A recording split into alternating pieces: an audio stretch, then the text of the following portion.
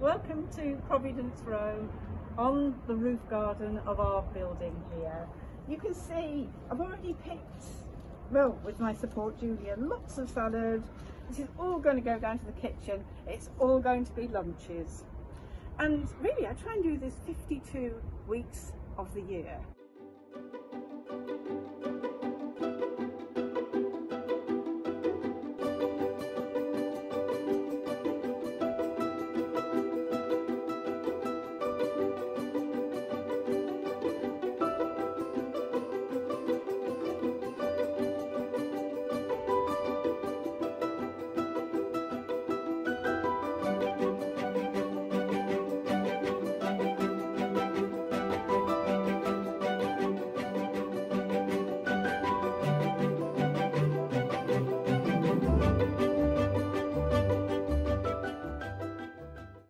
Hotel here. I've come from a upmarket B&B to a 5-star hotel in the last couple of years, and there is homes for many creatures. I'm not going to take them apart because obviously they're going to be still be asleep in some cases. So we've got solitary bees living in them. We've got hoverfly adults which have got beautiful wings to them. And some have got twigs in, some have got paper, some have got bamboo, which you can imagine is a lovely place to live in there. And incredibly, in this bird box, we have a nesting grated. He brought up a family a couple of years ago. In lockdown, things were great for birds. He is now annoyed and back. Who would blame him? But isn't it great to have the wildlife here in the garden?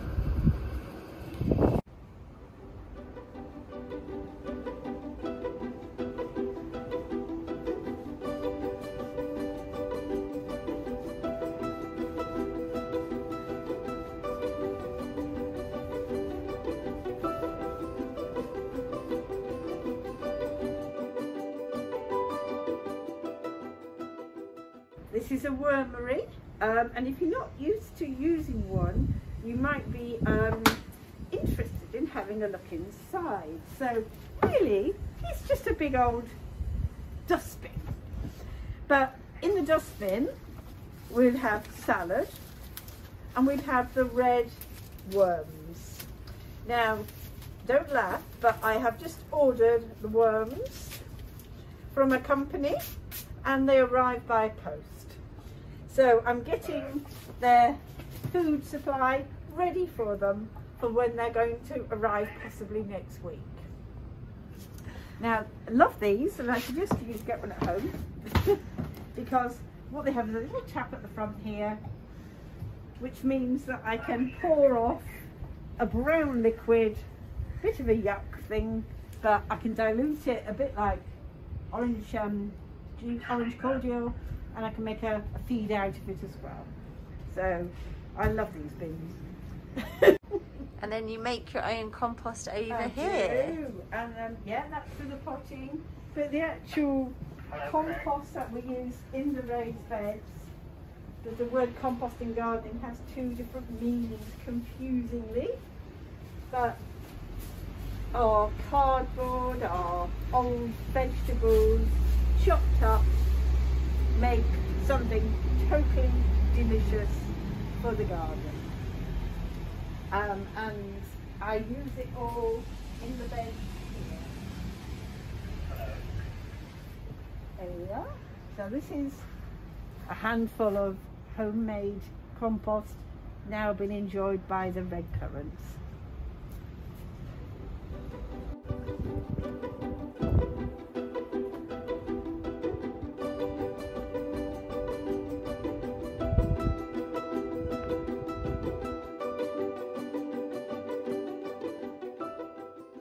Okay, I'm in the greenhouse and in here we have pots of salads that have kept us going through the coldest of winters, and we had -7. So We've been able to pick, I just picked coriander today. We've got komatsuna, which is a dreadful Japanese name. Lots of different salads. There's some babies growing here, some cress and some parsley and lettuce. But in another month's time, this will be full of little seedlings growing. And then in May, this will be full of tomatoes and cucumbers, and it'll be quite a sight. So this is a really important part of the garden. This is the hub. This is the intensive care growing space.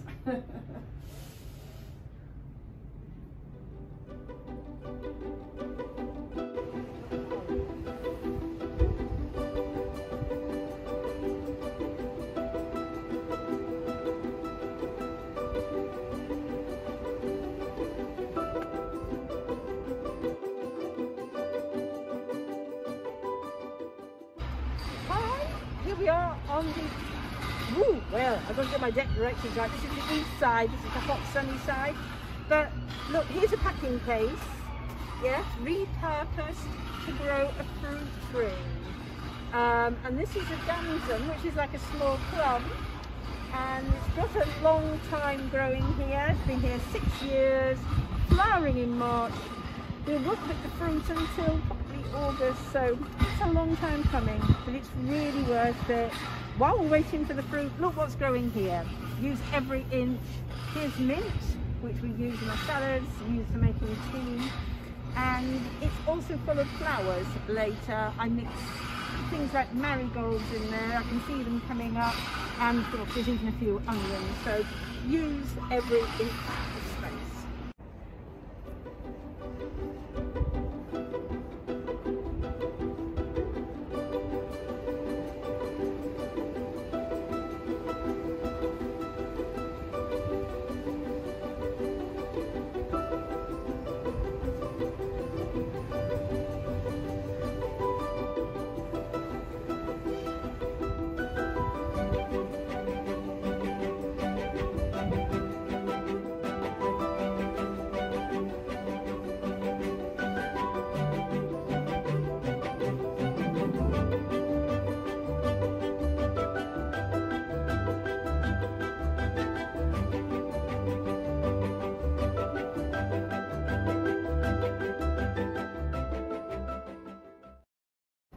Hello, I'm Dominic Gates and I'm the Director of Services here at Providence Row charity, and I'm in the Rooftop Garden.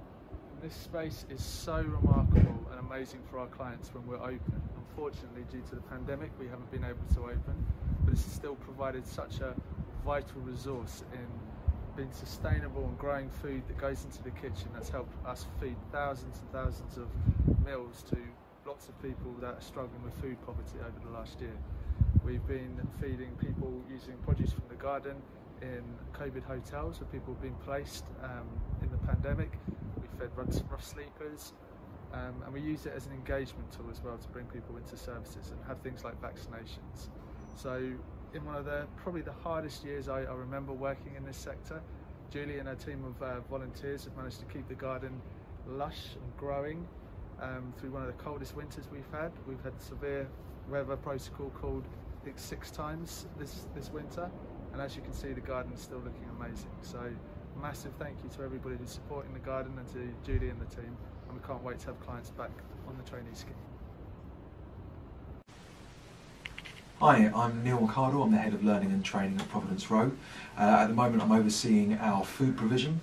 We're expecting to deliver this month around 3,000 meals to homeless people who are living in hotels that have been housed during the pandemic. We're also feeding rough sleepers who come to our day centre here.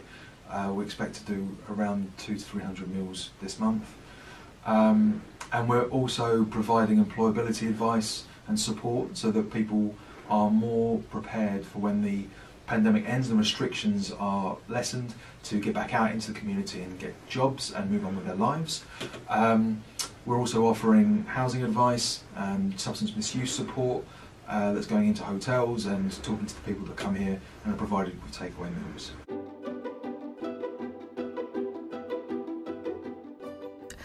idea behind our garden sponsorship program is that companies can sponsor a vegetable patch. We have several different options available. We have fruit tree sponsorship, a small vegetable patch at the front, a large vegetable patch where we're growing things like the potatoes and carrots, or the greenhouse, which, as Julie described earlier for us, is really the hub and the intensive care unit of the entire garden, where all of the small nursery plants are raised. We still have the greenhouse sponsorship available, and a number of small and large vegetable patches as well. So if you are interested at all in finding out how your organisation can support Providence Row, please do get in touch with me after the event, and I'd be more than happy to talk to you about opportunities. A massive thank you to everybody who's supported and sponsored a bed. It's really going to make a difference to keep the garden going, to help train more people, to help feed more people with healthy produce. There's still loads of beds that are up for grabs, so please sponsor a bed. It really does make a difference.